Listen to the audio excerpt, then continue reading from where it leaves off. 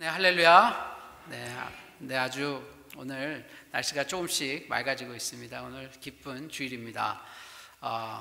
여러분 이렇게 오늘 취임식이라고 드레스업하고 오신 걸 보니까 교회가 너무너무나 밝고 멋집니다. 놀라운 여러분들을 통해서 하나님의 주님의 영광을 드러낼 줄 믿습니다. 여러분 귀한 하나님의 통로이십니다. 귀한 성도님들 한 분 한 분 뵐 때마다 제 마음도 이렇게 기쁜데 하나님 얼마나 기쁘실까 그런 생각이 듭니다. 오늘 특별히 오랜만에 우리 젊은 성도들이 왔어요. 우리 한번 어린아이들 왔는데 우리 한번 일어날까요? 우리 한번 환영의 박수 한번 치겠습니다. 우리 애들 한번 일어나 볼래요? 환영해요. 교회 차세대를 이어야죠. 젊은 친구들이 많이 오고 그랬으면 너무 좋겠습니다. 여러 정말 어르신들께서 취임식이라고 너무 애를 많이 써주셔서 이 자리를 빌어서 진심으로 감사드립니다. 우리가 주의 복음을 나누는 것도 중요하고 너무나 중요한 일이 많지만 교회 안에서 말씀드렸지 않습니까? 우리가 행복하게 지내야 합니다.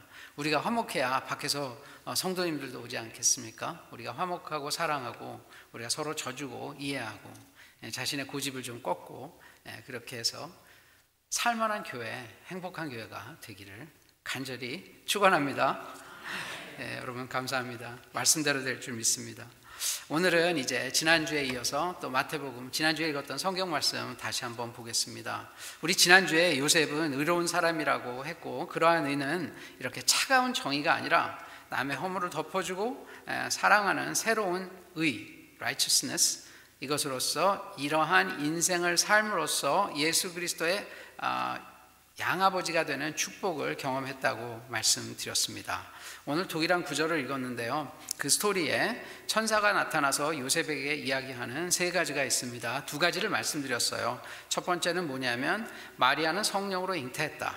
둘째는 아들을 낳을 텐데 그 이름을 예수라 하라. 예수라는 이름은 자기 백성을 그들의 죄에서 구원할 자시라. 이렇게 이야기합니다. 세 번째가 오늘 함께 나눌 이야기입니다. 바로 예수님의 이름을 하나 더 이야기하는데 그 이름을 임마누엘이라 하라, 이렇게 이야기합니다. 그리고 나서 우리가 잘 아는 구절이죠. 23절 우리 함께 읽어볼까요? 1장 23절 너무나 유명한 구절이죠. 마태복음 1장 23절 함께 읽겠습니다. 보라, 처녀가 잉태하여 아들을 낳을 것이요 그의 이름은 임마누엘이라 하리라 하셨으니 이를 번역한즉 하나님이 우리와 함께 계시다 함이라. 아멘. 자, 여러분 임마누엘은 교회 조금 다니신 분은 너무나 많이 들으신 얘기입니다. 그런데 여러분 임마누엘이 신약 성경에 딱 여기 한 번 나오는 건 아시나요? 마태복음에 딱 여기 한 번 나오고 임마누엘이라는 얘기는 더 이상 나오지 않습니다. 우리가 임마누엘이 근데 왜 이렇게 유명하냐면 우리가 보통 크리스마스 성탄절에 임마누엘 찬양을 많이 해요. 그리고 우리가 예수 그리스도 다음으로 많이 예수님을 표현할 때 쓰는 단어가 임마누엘입니다. 근데 성경에 여기 한 번 나오거든요. 그러면서 어떻게 얘기하냐면 그 앞에 이 모든 일 말씀하셨던 일이 이루어지려 함이라 이렇게 얘기합니다. 이 이야기를 소위 이제 신학적으로는 성취 관용구, 이게 무슨 이야기냐면 또는 성취 공식이라고 하는데 예전에 구약에서 이렇게 말씀하셨던 그 얘기, 예언이 이제 신약에서 이루어진다. 특별히 예수님에서 이루어질 때 요 성취 관용구라는 표현을 씁니다. 그래서 마태복음에 한 10번 정도 나옵니다. 그런데 이 마태복음에 특별히 이렇게 나오는 이유가 있어요. 마태복음은 누구를 대상으로 주로 쓰였다고 말씀드렸습니까? 독자가 주로 유대인입니다. 유대인들은 하나님은 잘 알아요. 구약도 잘 알고 있습니다. 그런데 뭘 모르냐 하면 지금 오신 예수가 그리스도라는 거를 몰라요. 마태가 이 글을 쓸 때는 이미 예수님은 돌아가시고 부활하시고 한 20-30년 있다 지난 그런 시기입니다. 그러니까 누군가 이제 기록으로 남겨서 더 예수님의 복음을 전하려고 하는데 이때 마태복음을 대상으로 적은 그 대상이 유대인이기 때문에 유대인들에게는 어떻게 해야 복음이 전파가 잘 될까요? 유대인들이 쭉 열심히 읽고 있는 구약에 여러 군데에 그들을 구원할 메시아가 올 것이다라는 얘기가 있어요. 그런데 그 얘기가 바로 예수님이다라고 얘기하면 이 사람들이 알아듣죠. 그런데 그분들은 대다수가 당시 예수님이 오셨더라도 예수님이 메시아라는 것을 인정하지 않습니다. 모르는 거예요. 그래서 예수님께서도 그들의 눈이 감기고 귀가 닫혔다고 말씀하셨죠. 그래서 지금 마태는 이렇게 애써서 이 모든 일이 어떠했었는데 옛날에 이렇게 예언된 것이 이루어졌다 이렇게 이야기합니다. 그렇게 함으로써 이 독자들에게 예수 그리스도가 메시아다, 우리의 구원자시다라는 얘기를 하고 싶었던 거예요. 지금 이 말하는, 그런데 임마누엘이 과연 왜 구원자냐? 여러분, 이게 지금 관건입니다. 여러분, 임마누엘 그러면 아까 말씀드린 대로 무슨 뜻입니까? 이게 with라는 뜻이에요. 함께. 마누, 이것이 우리와, 그래서 우리와 함께 임마누엘, 엘은 하나님이죠. 교회 조금 다니신 분들은 다 아시죠? 엘이 하나님이라는 정도도 모르시면 안 됩니다. 수많은 엘이 나오죠. 엘샤다이 뭐 이렇게 쭉 나오지 않습니까? 그래서 우리가 엘은 하나님이라는 건 다 알아야 하죠. 그래서 우리와 함께하는 하나님, God with us, 우리와 함께하는 하나님, 또는 하나님이 우리와 함께 하신다. 임마누엘이 그런 뜻입니다. 그러면 하나님이 우리와 함께 하신다라는 이 이야기가 무슨 의미냐 이거예요. 하나님이 우리와 함께 하신다가 구원입니까? 이렇게 여러분이 연결해서 설명하실 수 있으세요? 그래서 지금 오늘 우리가 봐야 되는 이 임마누엘 스토리는 과연 이렇게 선지자 이사야가 얘기했던 원래 이야기에서 임마누엘은 무엇을 의미하고, 지금 마태에서 천사가 나타나서 이야기한 임마누엘은 무엇을 이야기하고, 지금 오늘을 사는 우리는 이 임마누엘이라는 단어가 어떻게 우리에게 적용되는지를 알아보자 하는 것이 오늘의 설교의 내용입니다. 그러니 오늘 임마누엘에서는 시점이 세 개입니다. 이사야 때, 예수님 오셨던 마태 때, 그리고 지금 우리, 이렇게 해서 오늘 제가 말씀을 나누려고 합니다. 제가 여담을 좀 하나 드리고 싶은데, 여담은 아니에요. 사실 조금 심각한 얘기입니다. 여러분 잘 아시겠지만 제가 느헤미야 설교 때 좀 무리가 가더라도 매주 한 장씩 했어요. 그래서 수많은 사람들의 따가운 눈총과 이런 이야기를 들으면서 40분이 넘어가면서 한 번에 한 장씩 설교하려고 애를 썼습니다. 여러분, 저도 간단하게 쓰면 편한데 문제는 뭐냐면, 여러분 성경 스토리를 많이 아세요? 제가 이 말씀을 드리겠습니다. 저 성경을 꽤 많이 읽었어요. 그래도 통독을 잘은 몰라도 이게 평신도 때예요. 제가 신학교 시작하고는 더 바빠져가지고 성경 통독할 시간이 더 없었어요. 제가 40대 한 중반까지, 그래도 성경을 중후반까지 신약은 그래도 몇십 번 했습니다. 아마 30번은 넘은 것 같고요. 구약까지 하면 그래도 10번에서 한 20번 사이 정도 됩니다. 많이 읽었는데 근데 잘 몰라요. 성경 스토리 잘 몰라요. 저는 그리고 계속 전도사하고 부목사 하면서 교회에서 성경을 가르쳤잖아요. 그런데 제가 성경을 가르치지 않으면 이런 얘기가 있나도 잘 모를 정도로 성경을 잘 모릅니다. 그런데 성경을 읽으면 읽을수록 어떤 느낌이 있냐면 항상 이래요. 이걸 왜 몰랐지? 이 얘기가 알았으면 내가 옛날에 그렇게 안 했을 텐데. 성경을 읽는 것에 즐거움이 있어요. 그 즐거움이 세상의 어떤 즐거움보다 커요. 오죽하면 저는 이거 하다가 그 바쁜 와중에 신학교까지 갔다가 여기까지 왔겠습니까? 저는 성격적으로 재미없는 거를 잘 못해요. 그렇기 때문에, 그런데 성경 보는 게 세상에서 제일 즐겁다는 게 여러분 이해는 좀 되십니까? 성경이 제일 재밌거든요. 알면 더 재밌어요. 몰라서 모르는 거지. 여러분 삼국지도 10편 읽었다는 사람들, 10번 읽었다는 사람들 있잖아요. 왜 그렇게 읽을까요? 거기서 뭔가 메시지도 받는 거고 재밌어서 그렇습니다. 성경이 지금 우리 번역이 조금 힘들어요. 그러다 보니까 잘 안 읽게 되거든요. 그런데 스토리 알면 보고 싶어집니다. 그래서 저는 제가 가지고 있는 미션 중에 하나가 어떻게 하든지 많은 성경 스토리를 여러분한테 알려드리고 싶어요. 그래서 제가 사실 무슨 세상의 예화도 덜 드는 겁니다. 거긴 이유가 있어요. 잠깐 동안 설교해야 되는데 여러분 저하고 신앙생활 오래 하면 아마 제가 은퇴할 때까지 있어도 불과 10몇 년밖에 안 남은 거거든요. 그러니까 한국식으로 하면 한 5, 6년 남은 거예요. 그런데 저는 제가 알고 있는 거 다 알려드리고 싶어요. 저도 몰랐던 게 너무 많아서 그래서 그렇게 타이트하게 했는데, 문제는 뭐냐, 이 마태복음 1장에 와서 설교를 준비하는데 1장이 버거운 거예요. 1시간 안에 끝내기가. 그래서 지난번에 두 번으로 나눴어요. 첫 번째 앞에 파트 족보 얘기하고, 두 번째 파트 무슨 얘기하냐면 이제 요셉 얘기했습니다. 근데 요셉하고 오늘 할 임마누엘을 붙이려고 했어요. 그런데 설교 마지막 날, 진짜 토요일이죠. 토요일 날 마지막에 스토리가 너무 길어지니까 안 되겠더라고요. 그래서 제가 잠깐 기도하는데 하나님이 나누라 그런 생각을 주셨어요. 근데 그래도 이제 제가 순종하면서 스토리 다시 써야 됐거든요. 그래서 그 파트를 나누면서, 그래 이번 주가 취임이니까 임마누엘 하나님 함께 하신다, 우리 교회 위로가 되겠구나, 이렇게 하면서 참 기분 좋다라는 생각을 했어요. 그런데 잘 아시겠지만 수요일에 엄청난 일이 터졌습니다. 우리 교회가 신문에 오르내리기 시작했어요.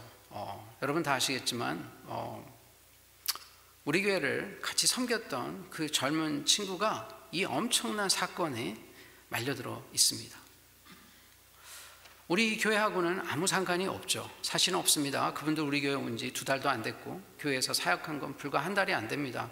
그럼에도 불구하고 우리가 절대 그 일에서 자유롭지는 않습니다. 첫 번째는 같은 기독교인으로 하나님을 믿는 사람으로서 같이 우리가 그 아픔을 나눠야 된다는 생각도 많고요. 제 아내하고 집에서 정말 통탄스럽더라고요. 그 고통 가운데 그 피해를 본 여자분을 생각하면 정말 여러분 그런 경험이 있으실 거예요. 조그만 방에 한 몇 시간만 있어도 막 가슴이 답답하고. 제가 비행기 얘기 드렸잖아요. 그런데 그 얘기 생각할 때마다 저는 마음이 정말 무너질 것 같아요. 그런데 그 안에 또 가해자도 있습니다. 이게 우리 교회와 엄격하게 보면 상관이 없지만 같은 그리스도인으로 봐도 상관이 있는 거고요. 우리가 이거를 나 몰라라 할 수는 없습니다. 제가 이게 유튜브에 또 남기도 하는데 안 할까 하다가 기도하면 할수록 하나님께서 이것을 말씀하라고 이야기를 주셨어요. 힘듭니다. 얼마나 많은 오해를 또 받아야 하나. 제가 10여 년 전에 목사가 되게 된 계기가 엄청난 일 때문에 오해를 받으면서 그 오해가 2년 가까이 끓으면서 하나님께서 어느 날 한순간에 그걸 해결해 주셨어요. 근데 그 과정을 통해서 기도하는 마지막에 하나님께서 신학교 가볼 생각 없냐고 제게 생각을 주셨습니다. 그때 제가 주저주저 6개월을 제가 더 기도를 했어요. 하나님, 전 너무 바쁘고 제가 평신도로서도 정말 열심히 하는데 굳이 신학교까지 가야 됩니까? 라고 몇 번을 하나님하고 신경의를 했어요. 그런데 하나님께서 마지막에 그 얘기를 저에게 주셨는데, 그렇게 해서 제가 하나님, 새벽 그때 늦게 잘 때거든요. 새벽 3시, 4시 그때 잘 때 하나님 오케이 제가 할게요. 근데 정확하게 한 달 있다가 레터 한 장으로 모든 일이 깨끗하게 어마어마한 정말 일이 벌어졌습니다. 그게 제 인생의 가장 큰 구원의 사건이에요. 그래서 그 일을 통해서 사람에게 오해받고 하는 일이 얼마나 힘든 것이고 고통 가운데 하나님께 정말 하나님만 바라보라고. 제가 그때 사실 여러 가지 방법을 취할 수 있었는데 기도하면 맨날 하나님, 제가 그 성경 가지고 올 수 있어요. 제 방에 지금 그 성경이 있습니다. 제가 지금 목회실에 가면 그 성경이 있는데 거기에 기도할 때마다 날짜를 적어놨어요. 그때 10년, 11년 팩폭하게 그 날짜가 있어요. 그날 하나님께서 그 주신 말씀이 있어요. 근데 그걸 통해서 저는 이 자리에 있습니다. 여러분, 저 하나도 문제가 없고 아시겠지만 세상에서도 하나 문제 없이 너무 잘 됐고요. 지금 이 자리에 복음을 전하는 자로 섰습니다. 우리가 어려움은 있어요. 오해도 있고 질시도 있고 또 루머도 떠돌겠죠. 그러나 제가 늘 말씀드리지만 무엇이 승리합니까? 진실이 승리합니다. 진실이 승리해요. 진실은 가장 강력한 파워가 있어요. 예수님도 수많이 오해 받으셨고 수많이 박해도 받으셨고, 그러나 하나님이 하도록 우리가 기다려야 합니다. 우리가 나서면 부작용이 커져요. 우리 하나님께서 우리를 위해서 이 일을 다 해결해 주실 때까지 우리는 뭐만 하면 됩니까? 하나님 붙들고 임마누엘로 가면 됩니다. 하나님과 함께 하면 됩니다. 믿으세요, 여러분? 예, 그러면 어떻게 해야 되냐? 잘 참으셔야 돼요. 억울해도 참으셔야 합니다. 싸우려고 들 필요 없어요. 제가 계속 말씀드렸죠? 져주면 하나님이 역사하고 우리가 이기면 우리가 이긴 것만큼만 이겨요. 하나님께서 하시도록 우리가 내어드리기를 우리 모두가 그런 마음 갖게 되기를 주님의 이름으로 축원합니다. 그러다 보니까 이 임마누엘 스토리가 오늘 우리 교회에 너무나 딱 맞아 떨어져요. 그래서 제가 금요일 토요일 이걸 준비하면서 스토리는 뻔한데 이걸 어떻게 할까 하다가 하나님께서 생각을 두루루룩 주셨어요. 그래서 오늘 그 얘기를 나눠보고자 합니다. 이 이야기는 처음에 어디에 나오냐면 이사야서 7장 14절에 처음으로 이렇게 동일하게 나옵니다. 이야기가 어떻게 되어 있는 이야기냐면 이스라엘이 남유다와 이제 북이스라엘로 갈려져 있어요. 이게 지금 언제 때냐면 BC 734년. 이 날짜를 잠깐만 기억해 주세요.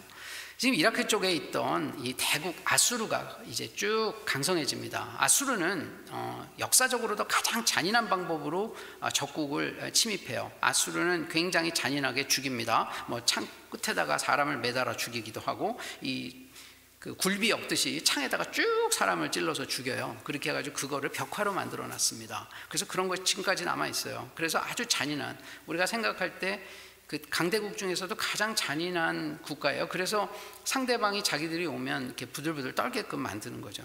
그런데 이게 크니까 어떤 문제가 생기냐면 남유다, 그 다음에 북이스라엘, 그리고 그 바로 위에 아람이라는 나라가 있어요. 지금의 시리아죠. 그러니까 이 아수르하고 어디가 가깝냐면 이 시리아하고 아람하고 북이스라엘이 가깝습니다. 그래서 아수르가 크는 걸 방지하기 위해서 이 두 나라가 먼저 연합을 하고 나서 그 당시 남유다의 왕이 아하스인데 아하스에게 세 나라가 같이 연합하자고 이렇게 서제스트를 합니다. 그런데 어떻게 하냐면 이 아하스 왕이 아수르하고 결탁을 해서 거기다 뇌물을 주고 조공을 주면서 이쪽을 쳐달라고 해요. 그래서 어떻게 되냐면 이 지금 북이스라엘하고 아람이 확 열이 받아갖고 남유다를 침공하려고 그래요. 그런데 이때 어떤 일이 7장 2절에 보면 이렇게 두 나라가 연합해서 침공하려고 할 때 아하스 왕의 마음과 백성의 마음이 어떻게 돼 있다고 성경에 나오냐면 숲이 바람에 흔들림같이 흔들렸더라 이렇게 나왔어요. 여러분 성경에 이렇게 자세한 표현이 잘 안 나오는데 그만큼 두렵고 떨렸다는 얘기예요. 남유다는 작은 나라 아닙니까? 북이스라엘이 그때 더 강다했거든요. 근데 이렇게 올라오니까 떨리는 거예요. 그래서 아합 왕은 더더군다나 아수르하고 이렇게 더 이제 친분을 맺으려고 했죠. 그런데 이때 이사야가 나타납니다. 그래서 이사야가 아하스에게 너는 도대체 왜 지금 하나님을 의지해야지 아수르에 의지하려고 하느냐 하고 꾸짖으면서 하나님께서 도와주실 테니까 아수르의 도움을 구하지 말고 하나님께 구하라. 그러면 하나님이 징조를 주실 것이다. 이렇게 이야기하는 장면에서 이 이야기가 나옵니다. 자, 7장 14절 이사야 7장 14절 한번 같이 볼까요? 그때 나오는 이야기가 바로 이 이야기예요. 그러므로 주께서 친히 징조를 너희에게 주실 것이라. 보라 처녀가 잉태하 아들을 낳을 것이요 그 이름을 임마누엘이라 하리라. 지금 그러니까 여기서 임마누엘이 뭐냐면 하나님께서 너희를 보호하시겠다는, 네가 구하면 주겠다는 구원의 징조로서 임마누엘이 처음 나옵니다. 그리고 나서 우리 또 10절에서 한 16절까지 한번 같이 읽어볼까요? 같이 띄워주시겠습니다. 여기도 한번 보겠습니다.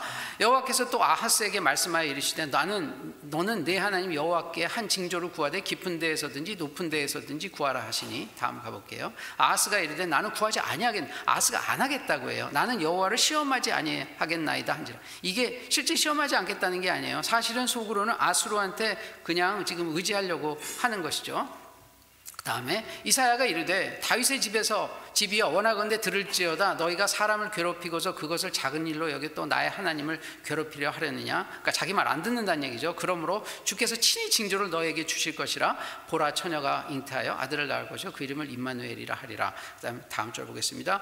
그가 여기 잘 보세요. 악을 버리며 선을 택할 줄 알 때가 되면 엉긴 젖과 꿀을 먹을 것이라. 그 아이가 태어났는데 그 이름이 임마누엘인데 그가 이제 악을 버리며 선을 택할 줄, 그러니까 요 나이라는 게 좀 철들 때죠. 털들 때가 되면 이제 젖과 꿀을 먹을 것이고 대저 이야기가 악을 버리며 선을 택할 줄 알기 전에 내가 미워하는 두 왕의 땅이 황폐하게. 무슨 이야기냐면 애가 철들기 전에 그 두 나라 침략하려는 북이스라엘하고 아람이 망한다 이런 얘기를 지금 하는 얘기입니다. 즉 무슨 얘기냐? 이 이스라엘이라는 아이가 유다를 보호하는데 이 일이 언제냐? 지금 난 이 아이가 하나 있는데 이 이스라엘 그 임마누엘이라는 아이가 철들기 전에 그 두 나라가 황폐될 것이다. 이렇게 지금 이야기합니다. 그런데 여러분, 북이스라엘 언제 망합니까? 722년이에요.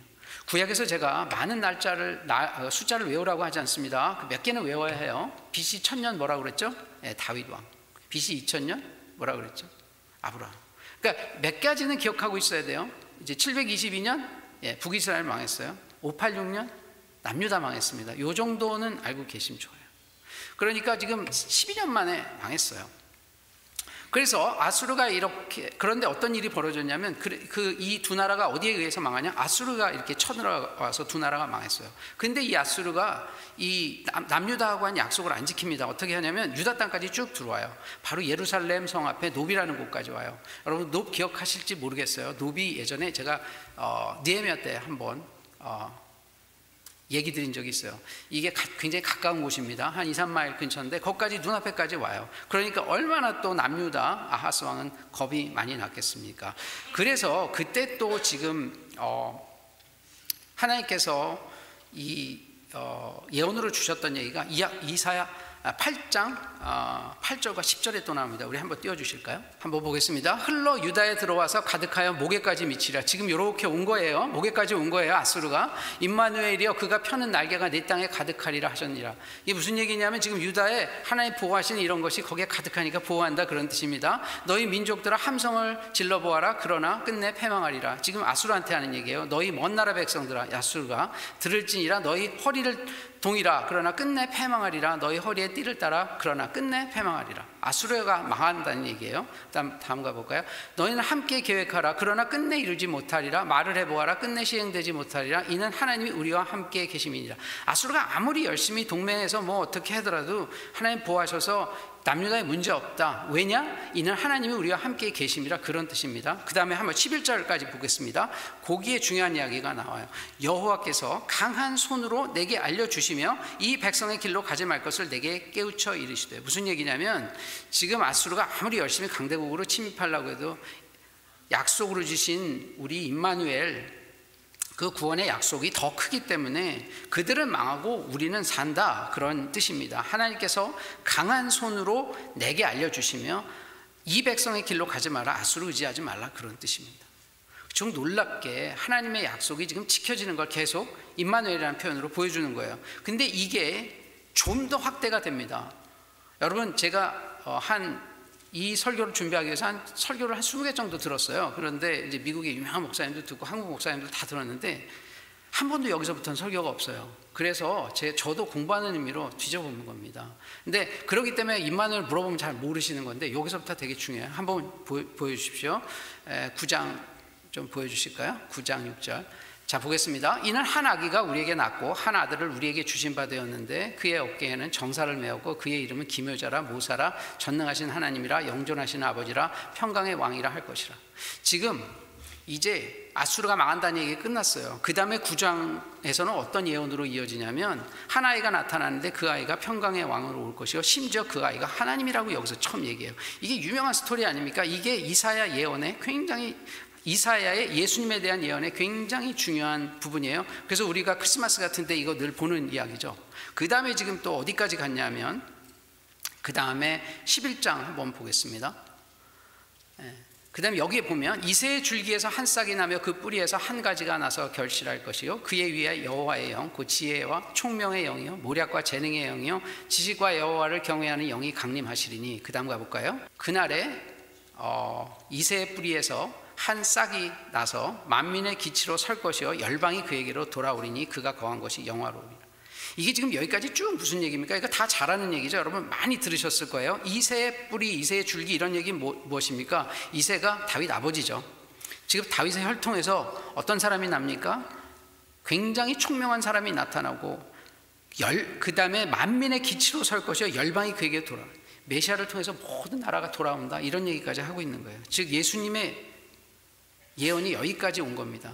그런데 이 7장부터 12장까지 지금 이게 어떤 배경에서 나왔는지 지금 말씀드렸죠. 어떤 거라고요? 아수르가 지금 두 나라가 침입하고 아수르가 지금 침입하고 있는 상황에서 이사야가 나타나서 아합 왕에게 주신 예언이에요. 그런데 이 놀라운 처음에 임마누엘이라는 이 단어가 이렇게 확장돼서 마지막에 어디까지예요? 우리가 제일 잘 아는 이사야의 메시아 예언까지 이렇게 쭉 확장됩니다. 그러니 성경을 조금 아는 구약 사람들은 어떻게 생각했을 거예요? 그때 이 스토리가 지금 말하는 것은 바로 임마누엘이라는 분이 이 땅에 메시아로 오시겠구나, 이 얘기를 지금 하는 것입니다. 지금 마태는 이 7장 4절에 나와 있는 이 임마누엘이라는 얘기만 딱 뽑아서 얘기하기 때문에 우리가 딱 들을 때는 그냥 하나님이 함께 하신다 그렇게만 생각하겠지만, 지금 전체적인 스토리를 보면 무슨 얘기를 하고 싶은 거냐 하면, 이사야는 하나님이 함께 하신다는 그 임마누엘이 실체적으로 지금 오시기도 하지만 이것이 바로 구원이다, 이런 얘기까지 지금 이야기하고 싶은 거예요.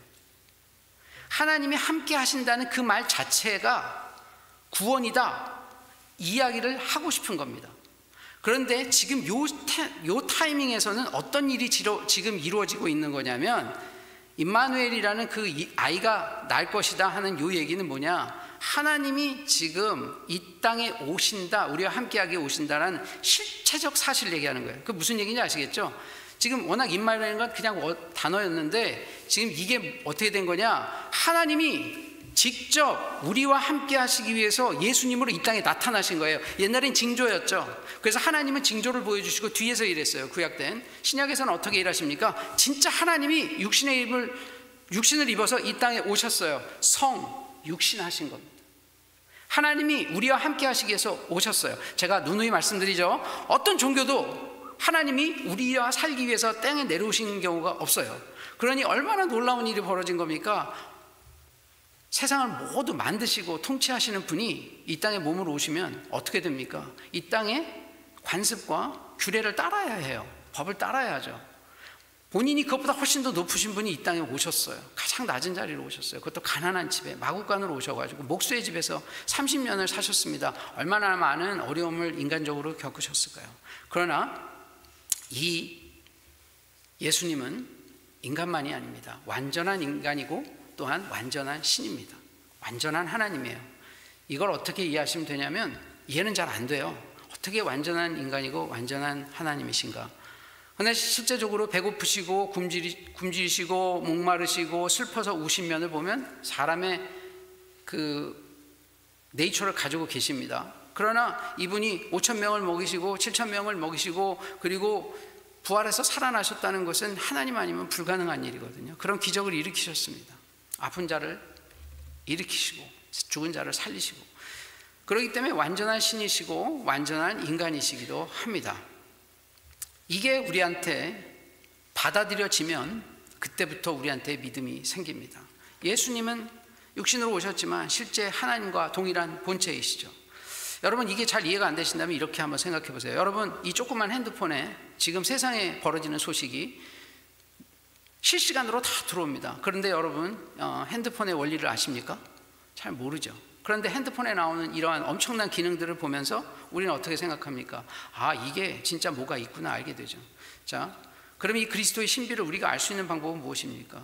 실제 수많은 사람들이 그 조그만 목수 아이들로 태어나서 십자가에 못 박혀 죽으셔서 세상의 역사에 몇 줄 나오지도 않는 그분이 지금 수십여 명의 이 기독교인들이 주일날 예배 보고 경배하고 자기 돈 들여서 헌금하고 봉사하고 이 일을 하고 있고, 여러분이 이 자리에 서서 그리스도인으로 살아간다는 이게 기적 아닙니까?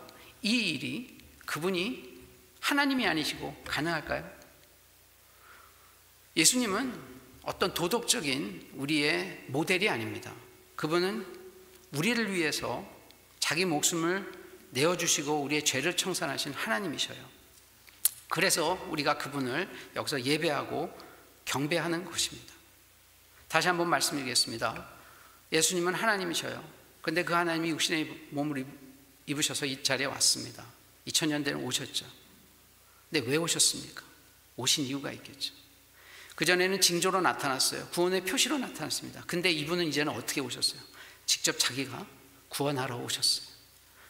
어떻게 구원하러 오셨냐? 본인은 죄를 하나도 짓지 않고 낮은 자리로 가셨다가 오해와 수많은 멸시를 받고 십자가에 못 박혀 돌아가심으로 우리의 죄를 깨끗하게 용서하셨습니다. 이분의 인간의 몸에서 태어났으면 같은 죄를 갖고 있기 때문에 우리의 죄를 청산할 수 없어요. 그래서 하나님이 이 땅에 오셨어요. 죄 없이. 그래서 우리의 죄를 덮어 쓰시고 돌아가셨습니다. 그래서 그 값을 치르셨습니다. 우리는 한 게 뭘까요? 우리는 한 게 없어요. 그래서 이것을 우리가 공짜 선물, 우리가 뭐라고 합니까? 입에 달고 사는 은혜라고 합니다. 그레이스는 공짜 선물이에요. 예수 그리스도를 믿기만 하면 우리가 예수 그리스도가 약속하신 모든 것을 우리가 받게 되는 겁니다. 그것이 바로 우리가 하나님의 자녀가 되는 것이고 하늘나라의 백성이 되는 겁니다. 그래서 이 성육신 사건은 바로 마태가 하나님의 사랑을 나타낸 그 구원자 사건이라고 얘기하지만 또 하나 22절에 어떻게 얘기하냐면 이 모든 일이 된 것은 주께서 선지자로 하신 말씀을 이루려 하심이니 이르시되, 이게 이미 약속한 걸 지키셨다는 거죠. 그래서 우리가 누누이 말씀드리지만 하나님은 어떤 분이십니까? 본인의 약속을 100년이 되든 200년이 되든 500년이 되든 1000년이 되든 5000년이 되든 끝까지 지키시는 분이시는 신실하신 분이시라는 겁니다. 우리가 이 부분에 대해서 참 놀라지 않습니까? 지금 400년 동안 말씀이 없다가 이렇게 임마리라는 약속을 하시면서 하나님께서 약속을 잊었던 유다 백성의 약속을 지키십니다. 여러분 생각해 보십시오. 이 약속이 지금 우리에게는 지켜질까요? 안 지켜질까요? 지켜지죠. 하나님, 우리가 그리스도의 백성이 되면 하나님께서 우리의 모든 죽음으로부터 해방시켜 주시고 우리 고통에서 해방시켜 주시겠다고 했어요. 지금은 과정입니다. 마지막에 우리 예수 그리스도가 재림하는 날 우리가 천국에 들어갈 때, 완벽한 천국이 완성될 때 그 일은 하나님께서 약속하신 대로 지켜주실 줄 믿습니까? 예, 그걸 믿는 게 우리 크리스찬이에요. 그것 때문에 우리가 이렇게 열심히 교회 생활하고 애써서 크리스찬 되려고 합니다. 그러면 이 크리스찬이라는 것이 지금 우리의 삶에는 어떠한 의미가 있을까요? 지금 두 가지 시점을 봤습니다. 이사야는 구원의 약속을 한 거예요. 그리고 그때 아수르가 침입할 때 보호해 주셨어요. 그리고 예수 그리스도가 오셨을 때는 예수 그리스도가 성육신 하셨습니다. 그래서 그분 자체가 구원자가 되셨어요. 그럼 지금 우리에게 이 임마누엘은 어떤 의미가 있습니까? 우리는 구원이라고 보통 얘기하면 딱 예수님 믿고 천국 가는 거다 이렇게 생각할 때가 참 많아요. 그러나 구원은 그보다 훨씬 큰 디멘전이라고 하죠. 구원의 그 폭과 이 깊이와 넓이는 훨씬 더 큽니다. 날마다 우리가 삶에서 벌어지는 어려운 일들, 좌절되는 일들, 질병, 이런 것들이 다 해결되거나 넘어서는 것들이 포괄적인 의미에서 구원이에요. 구원이라는 건 뜬금없는 어떤 추상적 개념이 아니에요. 오늘 우리의 인생에서 하나님께서 하나하나 우리의 문제를 해결해 주시는 것도 구원입니다, 여러분. 그거는 사소한 일이 아니에요. 사소한 일에서 구원을 경험해야 나중에 생길 구원에 대한 더 큰 확신이 생깁니다. 매일매일 우리가 설령 실패하더라도 하나님의 구원을 경험하면서 살아야 나중에 정말 하나님이 하실 그 놀라운 구원을 더 믿어지게 되는 거예요. 오늘 우리가 실패하고 내일 실패하고 그 다음날 실패해서 하나님의 구원이 뭔지 모르겠어 그러는 분들이 사실 나중에 벌어질 그 구원이 진짜 생길지 안 생길지 확신할 수 없지 않습니까? 우리 여러분 기독교인 돼보면 다 알지 않습니까? 이게 신기해요. 문제가 해결이 안 되는 건 비슷비슷해요. 아시잖아요. 어려운 일들이 많아요. 기독교인 된다고 갑자기 문제가 해결되거나 아프던 게 안 아프거나 골칫석이던 아들이 갑자기 말을 잘 듣거나 직장에서 갑자기 프로모션이 되거나 안 벌리던 돈이 벌리거나 이러진 않습니다. 그런데 하나님께서 뭔가 하시고 우리 안에 뭔가 바꾸셔요. 그래서 안 되는 것 같은데 가보면 좀 돼 있어요. 안 되는 것 같은데 가보면 돼 있어요. 우리 안에는 뭔가 이렇게 조금씩 평안이 옵니다. 저는 제가 굉장히 불안한 성격이에요, 여러분. 제가 아시겠지만 의대를 나왔지 않습니까? 의대는 1점이 중요해요. 제가 의대 가려고 또 중고등학교 때 공부 열심히 했지 않겠습니까? 여러분 2등이 자살하는 거 아시죠? 50등은 자살 안 해요. 그 1점에 내가 해야 될 전공이 달려있고 그 사람이 너버스집니다. 제가 고3 때 불면증을 앓았거든요. 그러니까 이게 스트레스가 계속 오면 사람이 망가져요. 그런데 그 동일한 제가 요즘은 애지간한 자극에 별로 반응이 안 돼요. 제가 생각할 때도 어떻게 이렇게 무반응해졌나 싶어요. 그러니까 이게 제가 성격이 변해서가 아니에요. 저란 사람이 얼마나 여러분 성격이 잘 변합니까? 잘 안 변하죠. 하나님이 뭔가 이렇게 안에서 역사하시면서부터 굉장히 예전보다 편해졌습니다. 여유가 생겼어요.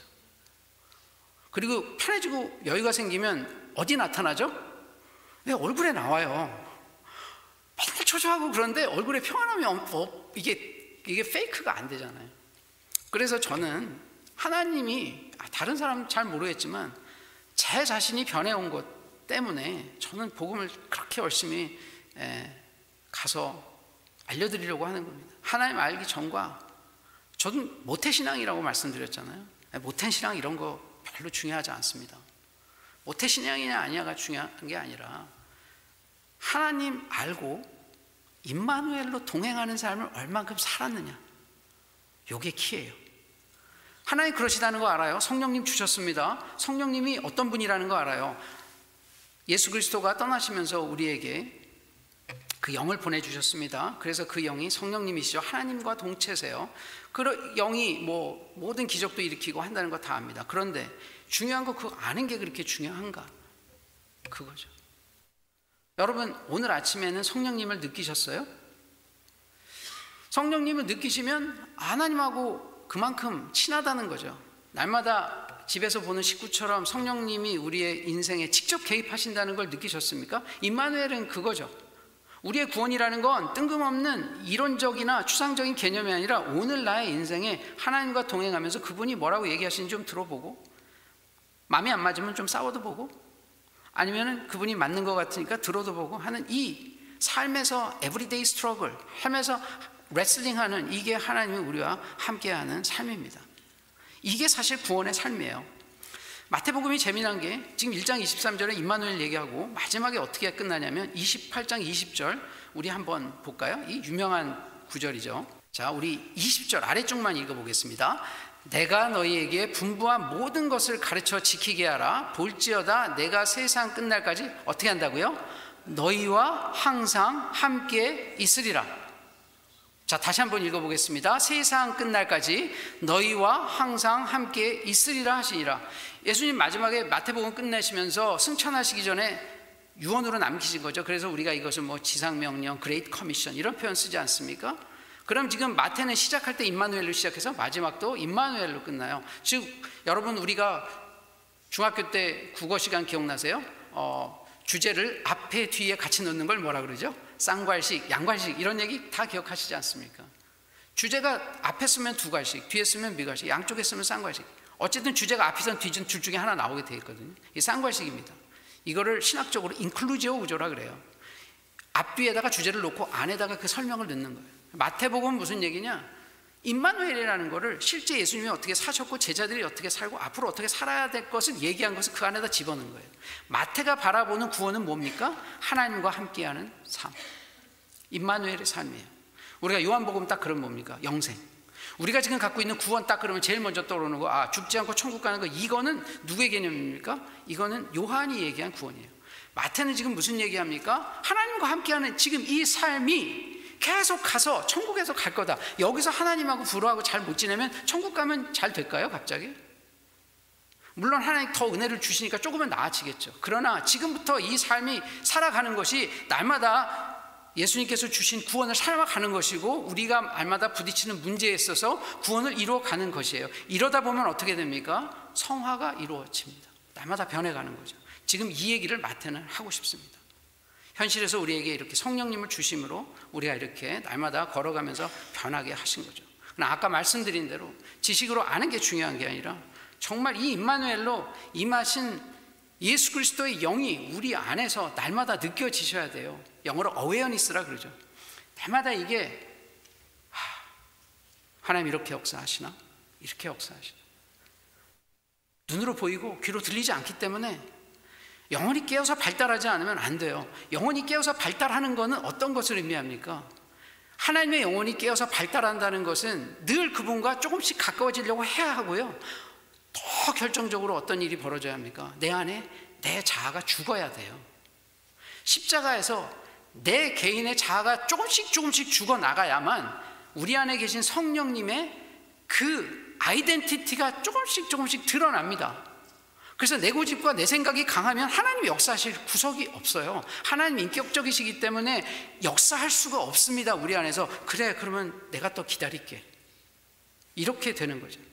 그래서 이 성령님이 어떻게 역사하십니까? 구체적인 라이프에서 우리가 죄 지으려고 하면 못 짓게 마음을 불편하게 하세요. 죄 짓고 나면 더 불편하게 돼서 회개하게 하셔요. 우리가 걱정하고 근심하고 불안할 때는 평안을 주십니다. 우리가 슬프고 우울할 때는 와서 위로해 주셔요. 우리가 약할 때는 강하게 하셔요. 우리가 좌절하고 낙심할 때 힘을 주십니다.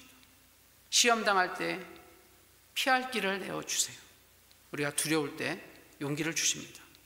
우리가 가난할 때 우리의 마음을 부욕해 하셔요. 우리가 질병을 어려울 때 우리에게 치료자가 되어 주십니다.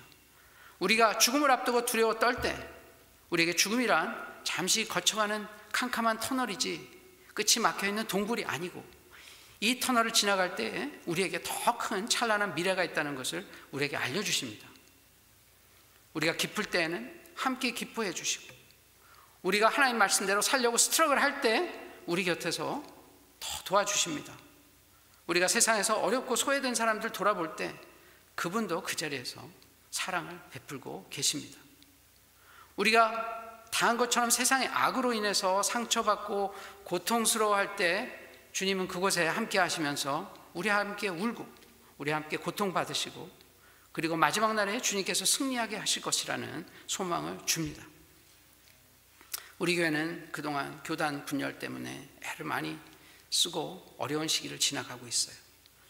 그리고 지금 우리가 행하지 않은 일 때문에 오해받고 괴로워하고 두려워하고 있습니다.